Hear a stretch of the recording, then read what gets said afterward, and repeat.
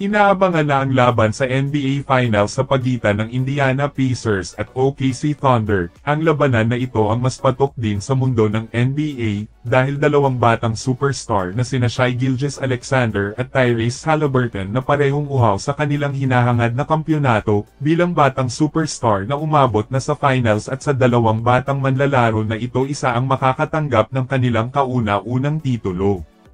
Pero alam nyo ba mga idol na maraming report ang nagsasabi na mas malaki daw ang chance ng OKC Thunder na sila ang makasungkit ng kampyonato dahil sa kanilang magandang simula sa regular season na pinangunahan ang West Conference. Bukod kay SGA nandyan din kasi sina Chet Holmgren at Jalen Williams, kumpleto rekados kung ituring ngayon ang OKC dahil bukod sa opensa ay malakas din ito sa depensa.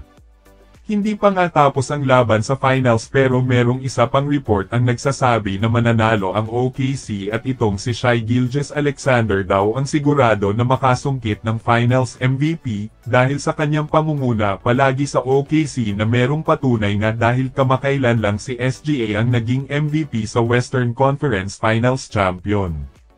Pero kahit na ganyan ang ibang report na mas pabor sa OKC ay kailanman hindi dapat natin maliitin ang Indiana Pacers ni Tyrese Haliburton at Pascal Siakam dahil ngayon pinatunayan nila na isa silang malakas na koponan matapos ipanalo nila ang lahat ng laban sa playoffs at ngayon naging klaro pa sa sikat ng araw na NBA Finals na ang kanilang bagsak. At ika nga nila bilog ang bola at ang lahat ng pangyayari ay nakadepende kung sino sa dalawang batang superstar na ito ang mananalo sa laban. Well kung kayo ang tatanungin sino kaya ang mananalo dito ang OKC Thunder nga ba o ang Indiana Pacers?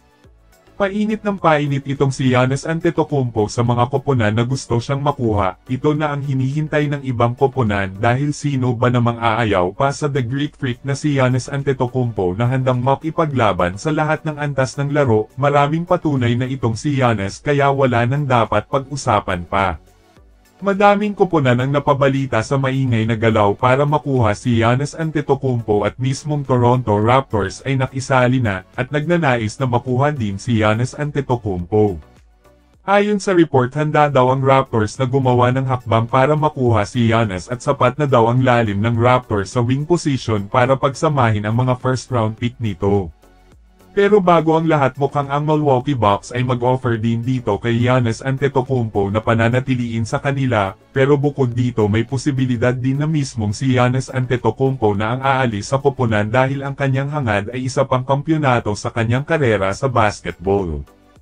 Kapag makita ni Giannis Antetokounmpo na wala siyang daan para magkampyon ulit sa Milwaukee Bucks, ay tiyak na hindi ito magdadalawang isip na lumipat na ng koponan dahil sa uulitin ang tanging hangad niya ay isa pang kampyonato sa kanyang karera sa basketball.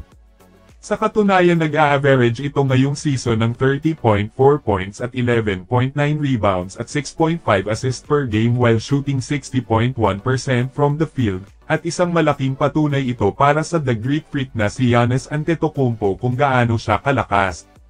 Sa tingin niyo bukod sa Milwaukee Bucks aling team pa kaya ang nababagay kay Giannis Antetokounmpo?